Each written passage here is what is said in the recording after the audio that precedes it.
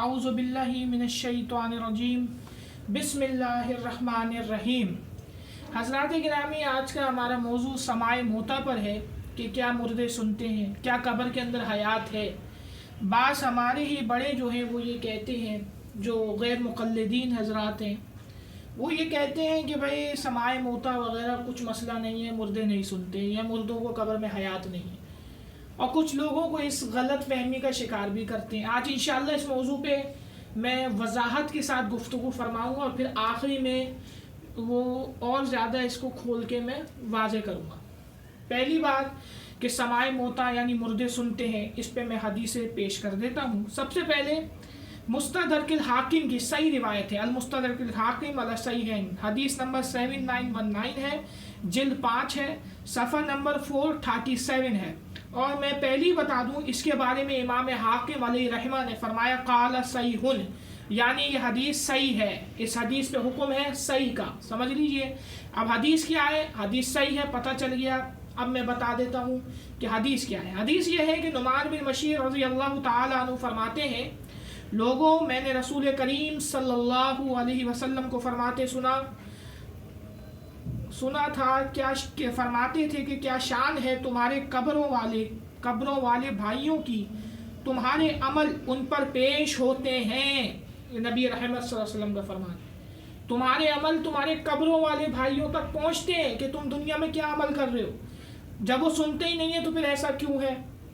اور اس کے علاوہ کتاب الزہد، یہ عبداللہ ابن مبارک رحمہ اللہ کا فرمان، عبداللہ ابن مبارک کی ہے کتاب الزہد، اس کا صفحہ نمبر 461 سے لے کے 468 تک ہے۔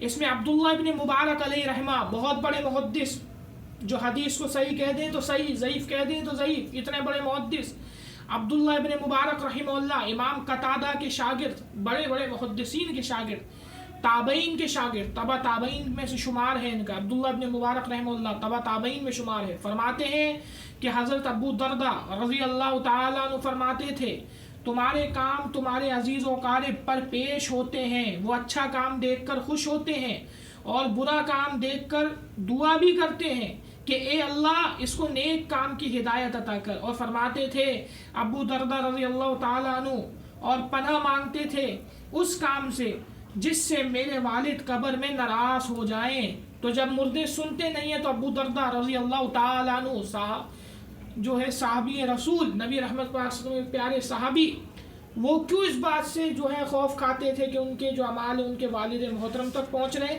اگر ایسا کچھ نہیں ہوتا تو پھر یہ آپ کیوں اس طرح کی بات جو ہے فرما رہے؟ پتہ چلا کہ مردے قبر کے اندر سنتے ہیں اور ایک قسم کی حیات قبر میں موجود ہے۔ اس کے علاوہ شرح صدور میں امام جلال الدین سیوطی علیہ رحمہ محدث، صفحہ نمبر 40 پہ فرماتے ہیں، شرح صدور فی احوال موتیٰ فی القبور، اس میں امام سیوطی رحمہ اللہ فرماتے ہیں، صفحہ نمبر 40 پہ آپ فرماتے ہیں کہ ایک مسجد نبوی صلی اللہ علیہ وسلم کی ایک صفائی کرنے والی حبشی عورت تھی، نبی رحمت صلی اللہ علیہ وسلم کو پتہ نہیں چلا جب اس کا انتقال ہو گیا۔ آپ نے صحابہ سے پوچھا کہ اس کا انتقال ہو گیا؟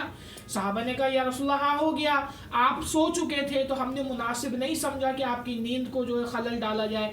تو اللہ کے نبی نے کہا کہ تم اس کی قدر نہیں جانتے، وہ میری مسجد میں جھاڑو لگاتی تھی، اس کی قدر بہت زیادہ ہے، مجھے اس کی قبر پہ لے کے چلو۔ تو نبی رحمت صلی اللہ علیہ وسلم صحابہ کے ساتھ اس کی قبر پہ گئے، اس حبشی عورت کی قبر پہ گئے، اور وہاں جا کر جو مسجد نبوی کی جھاڑو لگاتی تھی، وہاں پہ جا کر اللہ کے نبی پاک صلی اللہ علیہ وسلم نے جنازہ پڑھا، پھر پوچھا اے اللہ کی بندی، اس قبر والی سے پوچھا اے اللہ کی بندی، کیا فرما رہے ہیں اللہ کے، اے اللہ کی بندی تو نے کون سا عمل بہتر پایا؟ صحابہ رضی اللہ تعالیٰ عنہ اجمعین نے پوچھا کہ یہ تو قبر میں مدفن ہے، اے اللہ کے رسول کیا یہ قبر میں سن رہی ہے؟ کیا یہ قبر میں بھی سنتی ہے؟ تو فرمایا اللہ کے رسول نے صلی اللہ علیہ وسلم تم سے زیادہ سنتی ہے۔ اور پھر اس نے جواب دیا، قبر میں سے کہ مسجد کی صفائی کرنا بہترین عمل ہے۔ کیا ہے؟ بہترین عمل ہے مسجد کی صفائی کرنا۔ یہ نبی رحمت صلی اللہ علیہ وسلم کے عمل امام سیوطی رحمہ اللہ نے نقل فرمایا ہے۔ پتہ چلا مردے سنتے بھی ہیں اور اللہ کے حکم سے سنتے ہیں، اور اللہ کے حکم سے اگر اللہ اجازت دے تو جواب پہنچا بھی دیتے ہیں اللہ۔ اس کے علاوہ مسند احمد میں روایت ہے، اس کا جلد نمبر 3 ہے، تیسری جلد ہے مسند احمد کے اندر، اور اس کا صفحہ نمبر 470 ہے، صفحہ نمبر 470 ہے، اور حدیث نمبر ہے 11206۔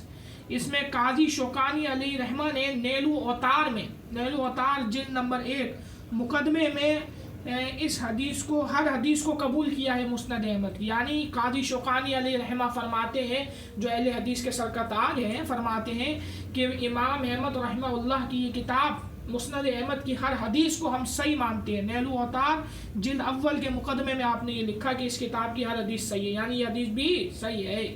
تو حدیث کیا ہے کہ ابو سعید خدری رضی اللہ تعالیٰ عنہ کہتے ہیں کہ میت اپنے غسل دینے والے کو بھی جانتی ہے، جب وہ سن نہیں سکتی تو کیسے جانتی ہے، اور کندھا دینے والے کو اور دفنانے والے کو بھی جانتی ہے۔ اور فرمایا ابن عمر رضی اللہ تعالیٰ عنہ نے کہ دریافت کرنے پر کہ یہ مجھے نبی پاک صلی اللہ علیہ وسلم نے بتایا۔ عبداللہ ابن عمر تعالیٰ عنہ نے دریافت کیا کہ یہ آپ کو کس نے بتایا؟ ابو سعید خدری رضی اللہ عنہ سے پوچھا تو آپ نے فرمایا کہ یہ مجھے اللہ کے رسول نے بتایا صلی اللہ علیہ وسلم، کہ میت جانتی ہے وہ ہر اس بندے کو جو اس کو غسل دے رہا ہے، جو اس کو قبر میں اتار رہا ہے۔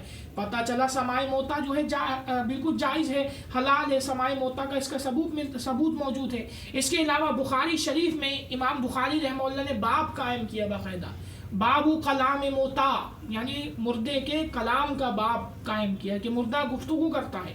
بخاری حدیث نمبر 1316 ہے کہ راوی ابو سعید خدری تعالیٰ عنہ ہے، فرماتے ہیں کہ نبی رحمت صلی اللہ علیہ وسلم نے فرمایا کہ جب لوگ میت کو اٹھا لیتے ہیں، اگر نیک ہو تو کہتی ہے کہ جلدی کرو، اور اگر نیک نہ ہو تو کہتی ہے کہ مجھے کہاں لے کر جا رہے ہو۔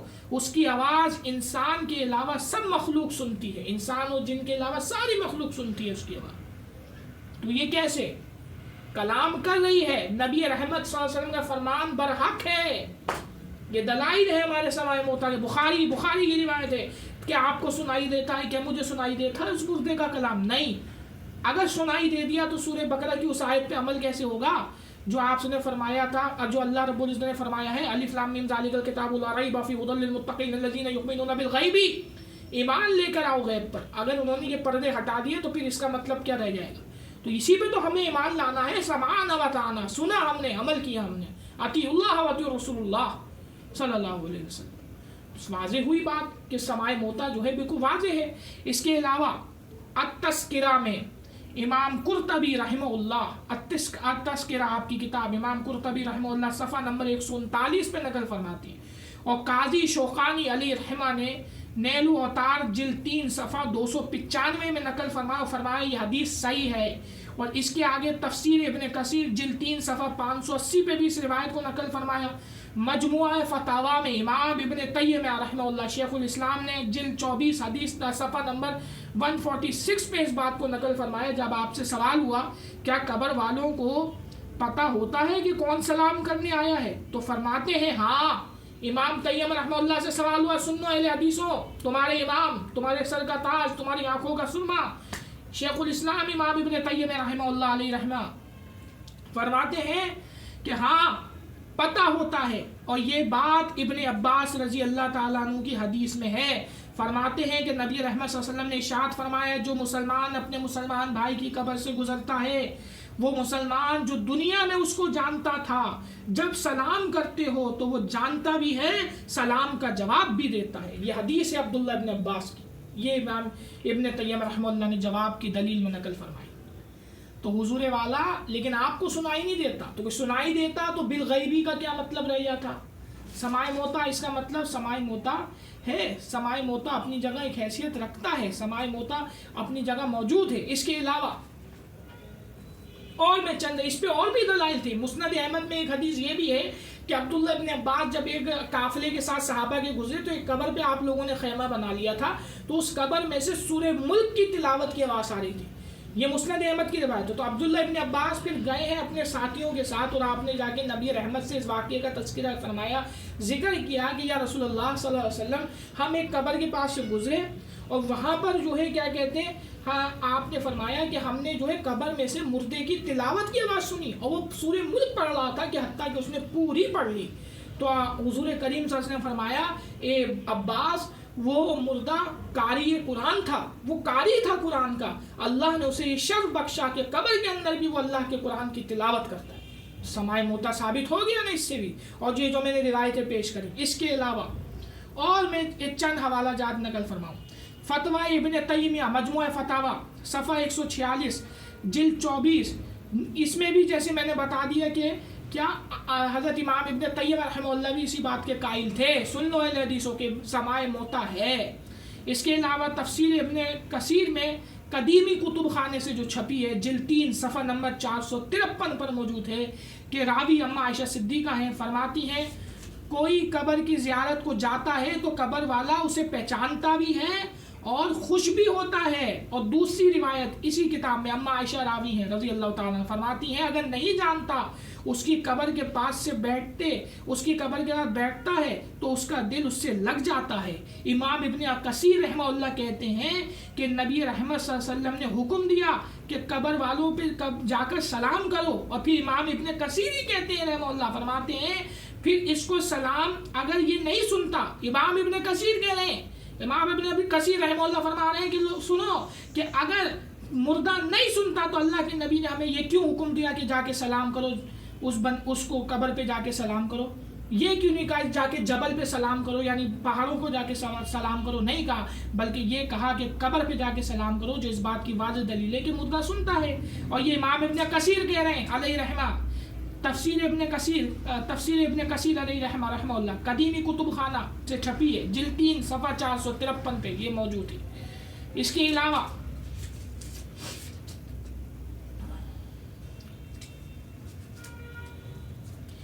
اس کے علاوہ تلخیص الخبیر یہ امام ابن حجر عسقلانی علیہ رحمہ کی کتاب ہے. تلخیص الخبیر امام ابن حجر عسقلانی علیہ رحمہ، طبقات المدلسین کے بانی امام ابن حجر عسقلانی علیہ رحمہ، آپ نے اس کی تلخیص الخبیر اپنی کتاب کی صفحہ نمبر 309 پر فرمایا، جلد 2 ہے صفحہ نمبر 309، فرماتے ہیں کہ مردے کو دفنانے کے بعد تلقین کرنا مستحب ہے. یعنی اس کو کہنا کہ تو کلمہ پڑھ، تو سوالوں کا جواب دے کہ من ربو کا، تیرا رب کون ہے اس کو بتاؤ، تلقین کرو. اب امام ابن حجر عسقلانی اس کی دلیل دیتے ہیں، طبقات المدلسین کے بانی، شرح بخاری کے مصنف جو فتوی الباری فی شرح صحیح بخاری ہے، سب سے معتبر شرح بخاری کی، اس کے مصنف محدث الاثر والفقر امام ابن حجر عسقلانی، جو حدیث کے راویوں پہ پورا ایک پیٹرن ہے نا کہ کون سا راوی کس درجے کا مجہول ہے، کس درجے کا ہے کون سا راوی، کس کی حدیث کو لیا جائے گا نہیں لیا جائے گا، وہ تمام اصول کے بنانے والے یہ ہے. طبقات المدلسین جو ہے اس کے بانی یہ ہیں امام ابن حجر عسقلانی علیہ رحمہ. اب اسی کتاب کی صفحہ نمبر 310 پہ جلد 2 کتاب الجنائز والے باب میں تلخیص الخبیر، آپ کی حدیث کی کتاب تلخیص الخبیر صفحہ 310 باب کتاب الجنائز جلد 2 میں فرماتے ہیں امام ابن حجر عسقلانی علیہ رحمہ، فرماتے ہیں حدیث فرما رہے ہیں، کہہ رہے ہیں ابو امامہ رضی اللہ تعالیٰ عنہ کہتے ہیں کہ جب میں فوت ہو جاؤں، آپ نے وصیت کی کہ جب میں فوت ہو جاؤں تو اس طرح کرنا جو نبی رحمت صلی اللہ علیہ وسلم نے ہمیں حکم دیا تھا کہ تمہارے بھائیوں میں سے کوئی ایک بھائی فوت ہو جائے تو پھر اس پر مٹی ڈالنا، پھر سرانے پر کھڑے ہو کر تلقین کرو، وہ سنے گا تمہاری بات کو لیکن جواب نہیں دے گا، اور کلمہ پڑھنا. اور اس کی سند کو امام ابن حجر عسقلانی علیہ رحمہ فرماتے ہیں کہ ھذا سند صالح، اس کی سند اچھی ہے، اس حدیث کی سند پہ بھی اب تم کلام نہیں کر سکتے. حضرت فرماتے ہیں ھذا سند صالح، اس کی سند اچھی ہے، ضعیف نہیں ہے، اچھی سند ہے حدیث کی. اور یہ روایت طبرانی کی ہے، یہ بھی بتا دیا ابن حجر عسقلانی رحمہ اللہ نے. تو لہٰذا ابو امامہ رضی اللہ عنہ کی آپ نے فرمایا کہ ہم نے اپنے نبی سے سنا تھا کہ جب تمہارا کوئی مسلمان بھائی وفات پا جائے تو اس کو قبر کے پاس کھڑے ہو کے تلقین کرو کہ تم کلمہ پڑھو، تم فرشتوں کے سوالوں کا یہ جواب دو. اور آپ نے یہ وصیت کی کہ میرے قبر پہ بھی کھڑے ہو کے یہ کرنا. ارے جب صحابی رسول اپنی قبر پہ تلقین کرنے کا بول رہے ہیں تو میری آپ کی کیا مجال ہے؟ اور نبی رحمت نے بتا دیا، یہ مسئلہ حضور نے سالو کر دیا۔ سمائے موتا بڑا چھیڑتے ہیں، ارے سمائے موتا کا مسئلہ حضور سالو کر گئے۔ نبی رحمت صلی اللہ علیہ وسلم نے بتا دیا کہ مردہ سنتا بھی ہے اور تمہاری بات کا جواب بھی دیتا ہے، لیکن تمہیں سنائی نہیں دیتا۔ کیوں؟ کیونکہ اگر سنائی دے دیا تو بالغیبی کا کیا مطلب رہ جائے گا؟ تو ان حدیث کی روشنی میں یہ بات واضح ہوئی کہ مردے سنتے بھی ہیں اور اپنے آنے والے کو پہچانتے بھی ہیں۔ اس کے علاوہ اور بھی کئی جو ہے روایات ہمارے پاس میں موجود، جیسے کہ کتاب القبور ما موسوع امام ابن ابی دنیا رحمہ اللہ کی، کتاب القبور جو ہے امام ابن ابی دنیا علی رحمہ کی، حدیث نمبر اس میں 25 ہے، جلد 16 صفحہ نمبر 61 ہے۔ امام ابن ابی دنیا 281 ہجری میں وفات پائی ہے، آپ نے بہت بڑا محدث۔ آپ فرماتے ہیں کہ آپ صلی اللہ علیہ وسلم نے فرمایا کہ جب مردہ، اس کے راوی حضرت عمر رضی اللہ تعالیٰ عنہ اس کے راوی ہیں، فرماتے ہیں کہ آپ صلی اللہ علیہ وسلم نے فرمایا کہ جب مردہ تخت پر رکھا جاتا ہے تو وہ بولتا ہے اور اس کے کلام کو انسان اور جن کے علاوہ سب سنتے ہیں۔ یہ امام ابن ابی دنیا نے وہی نقل فرمایا ہے۔ اور اس کے علاوہ اماموں کے امام، ہمارے امام اعظم ابو حنیفہ علیہ رحمہ فرماتے ہیں اپنے فتاویٰ کی کتاب، جو آپ کے عقیدے کی کتاب ہے امام اعظم ابو حنیفہ رحمہ اللہ کی، الفقہ الاکبر، شرح علاء الدین بے قلبی کی شرح کے ساتھ جو چھپی ہے، مکہ مکرمہ سے چھپی ہے، اصل الفقہ الاکبر شرح علاء الدین بے قلبی کی شرح کے ساتھ جو چھپی ہے مکہ مکرمہ سے، اس میں امام اعظم ابو حنیفہ رحمہ اللہ کا قول لکھا ہے صفحہ نمبر 187 پہ کہ روح کا جسم کی طرف واپس ہونا قبر میں ثابت ہے، اور سوال ہونا منکر نکیر کا یہ بھی ثابت ہے۔ درخت، پہاڑ، خراجن، یعنی یہ تمام ہمارا ٹاپک نہیں ہے، امام اعظم کہتے ہیں، بلکہ امام اعظم کہہ رہے ہیں کہ مردے کا سننا ہمارا ٹاپک ہے، یعنی مردہ سنتا ہے۔ یہ کہا شرح الفقہ الاکبر علاء الدین بے قلبی کی شرح کے ساتھ جو مکہ مکرمہ سے چھپی، صفحہ 187 189۔ اس کے علاوہ اور بھی کئی روایت ہیں، جیسے مشکات میں موجود ہے، کتاب الجنائز میں روایت موجود ہے، اور یہ مسند احمد سے لی گئی ہے کہ برہ بن عازب رضی اللہ تعالیٰ عنہ سے روایت ہے کہ آپ صلی اللہ علیہ وسلم نے فرمایا مردے کی روح قبر میں واپس لوٹائی جاتی ہے، قبر میں واپس لوٹائی جاتی ہے، صحابی رسول فرمانے ہیں، مشکات کتاب الجنائز۔ اس کے علاوہ خلاصۃ الفتاویٰ میں موجود ہے کہ قبر کے حساب کتاب کا عذاب کا منکر بھی غیر مسلم ہے۔ اس کے علاوہ مولانا حسین علی رحمہ اللہ تاویلات حدیث میں لکھتے ہیں، جواہر القرآن جلد 3 صفحہ 315 پہ مولانا غلام اللہ خان لکھتے ہیں، اور مولانا سرفراز خان صفدر علیہ رحمہ ترجمان دیوبند محقق اہل سنت اپنی کتاب تسقین الصدور میں لکھتے ہیں کہ قبر میں حیات کی تصدیق کی ہے، کہ قبر میں حیات ہے، قبر میں مردہ سنتا ہے، قبر میں مردے کا روح کے ساتھ تعلق ہوتا ہے۔ اور اس کے علاوہ فتاوی تیمیہ جلد 4 صفحہ 187 پہ شیخ الاسلام ابن تیمیہ رحمہ اللہ فرماتے ہیں جو کوئی قبر کی حیات کا قائل نہیں ہے وہ کافر ہے اجماع امت سے۔ یہ شیخ الاسلام کا فتویٰ امام ابن تیمیہ رحمہ اللہ فرماتے ہیں، جلد 4 صفحہ 187 پہ فرمایا جو کوئی قبر کی حیات کا قائل نہیں ہے وہ کافر ہے اجماع امت کے فتوے سے، یعنی امت کا اجماع ہے کہ مردے کی قبر کے اندر حیات ہوتی ہے۔ اس کے علاوہ بخاری شریف کے اندر موجود ہے کہ آپ صلی اللہ علیہ وسلم نے فرمایا کہ جب مردے کو لے کر جایا جاتا ہے اور تختے پہ رکھا جاتا ہے تب بھی وہ سنتا ہے اور کلام بھی کرتا ہے۔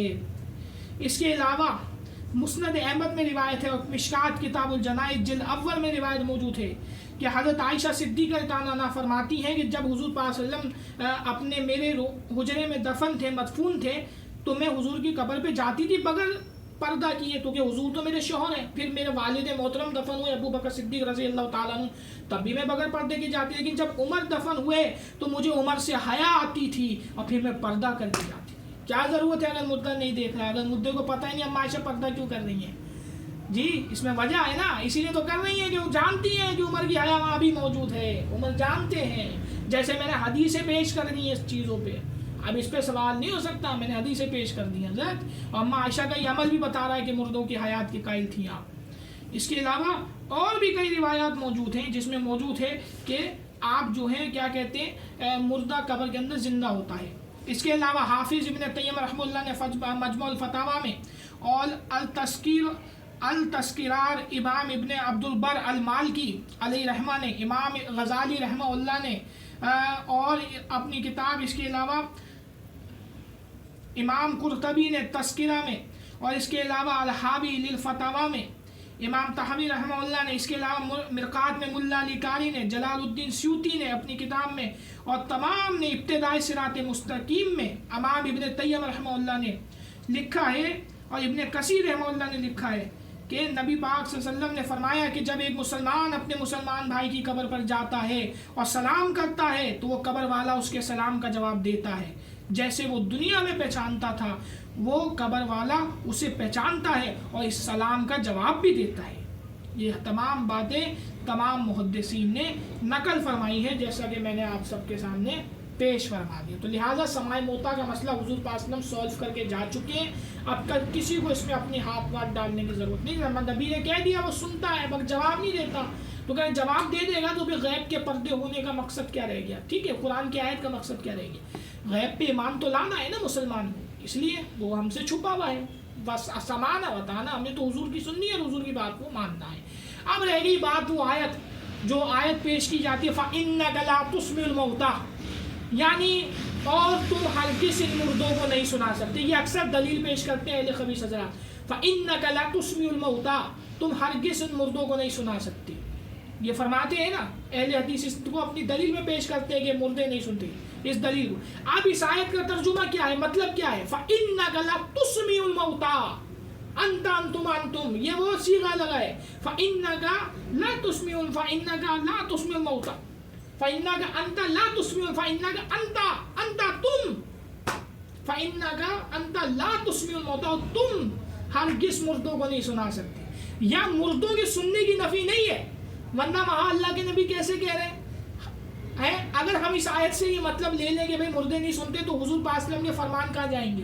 پھر ان حدیثوں کا کیا کریں گے جس میں اللہ کے نبی نے کہا کہ تم سے زیادہ سنتے ہیں؟ کیا کریں گے پھر ان حدیثوں کا؟ تلقین کرو، یہ کرو، تمام محدثین حدیث کو صحیح بھی کہہ رہے ہیں، تو پھر ان تمام محدثین ہم سے زیادہ قرآن جانتے تھے، ہم سے زیادہ حدیث جانتے ہیں، ہم سے زیادہ سیرت مصطفیٰ کو جانتے ہیں، ہم سے زیادہ شریعت کے پابند تھے، ہم سے زیادہ علم رکھنے والے لوگ تھے۔ سمجھ میں آ رہی نا؟ تو پھر ان حدیثوں کا کیا کریں گے جس میں سماع موتیٰ کا جواز موجود ہے، سماع موتیٰ کی حدیثیں موجود ہیں، دلائل موجود ہیں۔ تو یہاں پہ مقصد یہ ہے فَإِنَّكَ لَتُسْمِعُ الْمَوْتَىٰ کا مطلب یہ ہے کہ اور تم ہرگز مردوں کو نہیں سنا سکتے، تم انہیں نہیں سنا سکتے۔ اس سے یہ مقصد نہیں کہ یہ نہیں سنتے، ان کے سننے کی نفی نہیں ہے، تمہارے سنانے کی قوت کی نفی ہے۔ یعنی گویا ایسا ہے کہ اللہ یہ بتانا چاہ رہے ہیں کہ سنتے تو ہیں مگر تمہاری طاقت نہیں ہے کہ سناؤ۔ یعنی انسان کی طاقت کی نفی کی اللہ نے، ہر مخلوق کی طاقت کی نفی کر دی۔ اللہ نے کہا کہ سنتے تو ہیں مگر ہم سناتے ہیں، جیسے حدیث سے پتہ چلا ہم سناتے ہیں، اللہ کی قوت سے سنتے ہیں، تمہاری طاقت کی نفی ہے۔ یا اس آیت میں انسان کی جو قوت و طاقت ہے، اختیارات ہے، اس کی نفی کی اللہ نے کہ تم نہیں سنا سکتے، سنتے تو ہیں مگر ہم سناتے ہیں۔ مثال ایسی ہے کہ آپ سے کوئی بندہ یہ کہے، آپ کہیں کہ فلاں بچے کو مجھے پانی پلانا ہے، فلاں بندہ کہے جی آپ اسے پانی نہیں پلا سکتے، آپ اسے پانی نہیں پلا سکتے۔ اس کا مطلب یہ نہیں کہ بچے پانی نہیں پیتے، بچے تو پانی پیتے ہیں لیکن آپ نہیں پلا سکتے، یا تو کہ آپ کو اجازت نہیں ہے، آپ کو اختیار نہیں ہے۔ اس کا مطلب یہ نہیں کہ وہ نہیں پیتے، وہ پیتے ہیں مگر اللہ کے حکم سے پیتے ہیں، آپ نہیں پلا سکتے۔ ایسی ہے مثال کہ قبر والے مردے سنتے تو ہیں ان احادیث کی روشنی میں، ان دلائل کی روشنی میں، لیکن آپ نہیں سنا سکتے۔ تو اس میں اللہ نے اپنی کبریائی، اپنی قوت کا اظہار فرمایا ہے کہ فَإِنَّكَ لَا تُسْمِعُ الْمَوْتَىٰ، تم انہیں مردوں کو ہرگز نہیں سنا، تم نہیں سنا سکتے۔ یعنی یہ تمہاری اختیار کی نفی ہے، تمہاری طاقت کی نفی ہے، انسان کی، مخلوق کی طاقت کی نفی ہے، جس میں اللہ نے اپنی کبریائی دکھائی، تم نہیں سنا سکتے، سنانے والا اللہ ہے۔ یہ حدیثوں کو جب جوڑیں تو اس سے یہی پتہ چلتا ہے، جیسے حضور کہتے ہیں کہ سنتا ہے، تم سے بہتر سنتا ہے، وہاں اللہ کہہ رہے ہیں تم نہیں سنا سکتے۔ پتہ چلا ملانے سے کہ سنتے ہیں مگر اللہ نے یہ بتا دیا کہ تمہاری طاقت نہیں، یہ نہیں سمجھ لینا کہ تم اپنی طاقت سے سنا رہے ہو، نہیں، یا اللہ نے اپنی قوت کا اظہار فرمایا، اپنی کبریائی کا اظہار فرمایا کہ سنتے تو ہیں مگر میرے حکم سے سنتے ہیں، کیونکہ حکم للہ، حکم اللہ کا، طاقت تو ہے مگر میرے حکم سے ہے، ہر شے تو ہے مگر میرے حکم سے ہے۔ یہاں اللہ نے اپنی کبریائی کا اظہار فرمایا اور تمام مخلوق کی جو قوت ہے طاقت ہے اس کی نفی فرما دی. یعنی مراد یہ ہے کہ سنتے ہیں مگر تم نہیں سنا سکتے. جب حدیث کو ہم جوڑتے ہیں تو یہی پتہ چلتا ہے اللہ سناتے ہیں. یہ نہیں سمجھ لینا کہ تم سناتے ہو. یا اللہ نے ہر شے کی نفی کی، ہر شے کی اختیار کی، اپنی طاقت کی طرف اشارہ فرمایا. سمجھ میں آ گئی بات؟ تو لہٰذا سماع موتا بالکل ثابت ہے، بس فرق یہ ہے کہ ہم جو ہے سمجھنے میں غلطی کر دیتے ہیں. باقی رہی انجینئر مرزا ملون کی بات، انہوں نے ایک بات یہ چھیڑی. وہ یہ کہہ رہے تھے کہ بھیا اگر جیسے اہل سنت کی جو مسجد ہے، اہل سنت کی جو مسجد ہے مدنی مسجد جس پہ آج کل یہ معاملات چل رہے ہیں، سب کو پتہ ہے طارق روٹ والی، وہ انجینئر صاحب نے کہا جی اگر یہ شیعہ کی مسجد ہوتی تو کیا اہل سنت ان کے خلاف احتجاج کرتے، کیا اس مسجد کو بھی بچاتے؟ جی نہیں، ہم نہیں بچاتے. صاف بات ہے. آپ نے کہا کہ انجینئر صاحب نے کہا یہ نہیں بچاتے. کیا وہ اللہ کا گھر نہیں ہے؟ کیا وہ مسلمان نہیں ہے؟ تو انجینئر صاحب آپ کی اطلاع کے لیے عرض ہے، جو اللہ کو جھوٹا کہے وہ مسلمان نہیں ہو سکتا. جو نبی رحمت صلی اللہ علیہ وسلم کی نبوت کا انکاری ہو وہ مسلمان نہیں ہو سکتا. جو خلفۂ راشدین کی خلافت کا، خلفۂ ثلاثہ کی خلافت کا انکاری ہو وہ مسلمان نہیں ہو سکتا.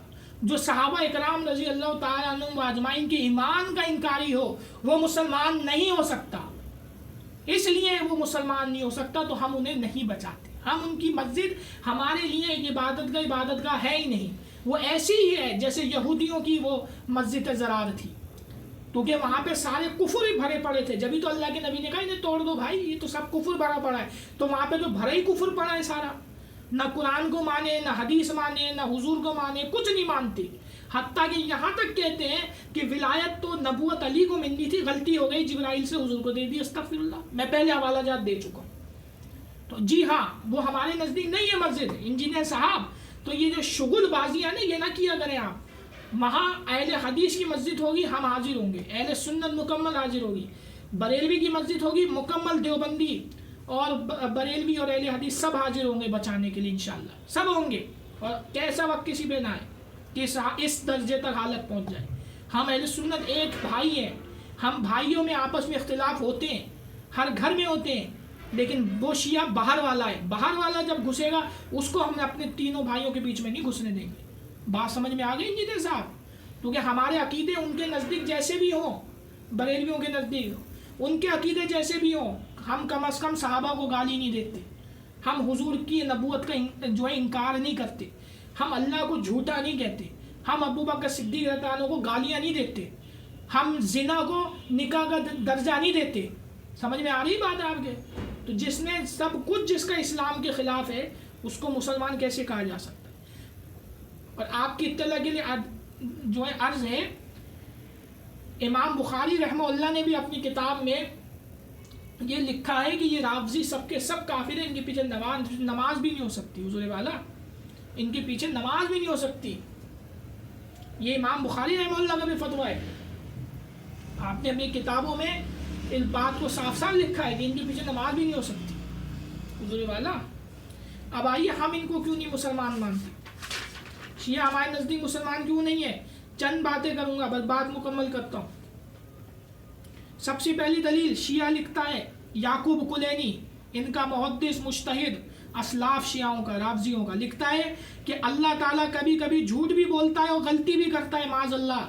کہاں لکھا؟ اصول کافی جلد اول صفحہ 328 کہ آپ اب بھی انہیں مسلمان کہیں گے. آگے آئیے، لکھتا ہے ہم ایسے خدا کو پوچھتے اور جانتے ہیں کہ جس کے کام عقل کے مطابق ہو، نہ کہ اس خدا کو جو یزید اور عثمان رضی اللہ تعالیٰ عنہ جیسے، میں رضی اللہ تعالیٰ عنہ کہہ رہا ہوں، اس نے نہیں لکھا، عثمان رضی اللہ تعالیٰ عنہ جیسے ظالموں اور بدماشوں کو حکومت دے دے. استغفر اللہ. کشف الاسرار صفحہ 107 خمینی کی. اب بھی مسلمان کہیں گے؟ حضرت عثمان کو بدماش کہہ رہا ہے، استغفر اللہ، اور یزید کی صف میں ملا رہا ہے. ایک اور حوالہ سن لیجئے. نہ ہم اس رب کو مانتے ہیں اور نہ اس رب کے نبی کو مانتے ہیں، یعنی صلی اللہ علیہ وسلم کو، جس کا خلیفہ ابو بکر ہو معاذ اللہ. استغفر اللہ. انوار نمانیہ جلد 2 صفحہ 278 ایران سے چھپی. اس کے علاوہ کیا لکھتا ہے اور سنیے، جب چھیڑی دیا ہے تو اور سنیے. آگے لکھتا ہے جس نے ایک دفعہ متع کیا یعنی زنا ہی ہے وہ، جس نے ایک دفعہ متع کیا اس کا درجہ حضرت حسین کے برابر، حضرت حسن کے برابر، استغفر اللہ، رضی اللہ تعالیٰ۔ جس نے 2 دفعہ متع کیا اس کا درجہ امام حسین کے برابر، رضی اللہ تعالیٰ، استغفر۔ اور جس نے 3 دفعہ متع کیا اس کا درجہ حضرت علی کرم اللہ وجہ کریم کے برابر، استغفر اللہ۔ اور جس نے 4 دفعہ متع کیا اس کا درجہ محمد صلی اللہ علیہ وسلم کے برابر ہو جاتا ہے، استغفر اللہ، معاذ اللہ۔ کہاں لکھا؟ تفسیر منہاج الصادقین جلد 2 صفحہ 493 ایران سے چھپی، برہان متع، جس نے پوری متع کے ثواب پہ کتاب لکھی ہے، متع کا ثواب، برہان متع، ثواب متع، حدیث صفحہ نمبر 52۔ اب بتائیے اور پھر ایک جگہ کیا لکھا ہے یہ بھی سنیے، نبی رحمت صلی اللہ علیہ وسلم کی شان کو کس طرح گھٹایا ہے شیعہ نے۔ لکھتا ہے کہ علی کی شجاعت، حضرت علی کو 3 چیزیں ملی رضی اللہ تعالیٰ عنہ۔ لکھتا ہے کہ حضرت علی رضی اللہ تعالیٰ عنہ کو 3 چیزیں عطا ہوئی جو محمد صلی اللہ علیہ وسلم کو بھی عطا نہیں ہوئی۔ نمبر 1، علی رضی اللہ تعالیٰ عنہ کو شجاعت ملی، محمد صلی اللہ علیہ وسلم کو نہ ملی، یعنی حضور کو نہیں ملی، شجاعت علی کو ملی۔ دوسری چیز، حضرت علی کو فاطمہ جیسی بیوی ملی، محمد صلی اللہ علیہ وسلم کو نہ ملی، استغفر اللہ۔ تیسری چیز لکھتا ہے کہ حضرت علی رضی اللہ عنہ کو حسن حسین جیسے فرزند عطا ہوئے لیکن محمد صلی اللہ علیہ وسلم کو عطا نہ ہوئے، معاذ اللہ۔ حضرت علی کو بڑھا رہا ہے، امام محمد عربی صلی اللہ علیہ وسلم کی شان کو گھٹا رہا ہے۔ کہاں لکھا؟ انوار نعمانیہ جلد اول صفحہ نمبر 16، نعمت اللہ جزائری کی۔ اب بتائیے، اب بھی آپ انہیں مسلمان کہیں گے؟ ایک اور چیز آپ کو سناتا ہوں، اور ایک جگہ لکھتا ہے کہ امام مہدی جب آئے گا تو ننگا ہوگا، استغفر اللہ، معاذ اللہ، اور اس کے ہاتھ پر سب سے پہلے بیعت کرنے والے محمد صلی اللہ علیہ وسلم ہوں گے، معاذ اللہ، استغفر اللہ۔ کہاں لکھا؟ الحق الیقین میں ملا باقر مجلسی نے لکھا، حصہ 2 صفحہ نمبر 347 پہ۔ اب بولیے، ہے اس کا کوئی جواب آپ کے پاس؟ اور سنیے، اور لکھتا ہے کہ حضرت عمر رضی اللہ تعالیٰ عنہ بڑے بے حیا اور بغیرت تھے، معاذ اللہ، معاذ اللہ۔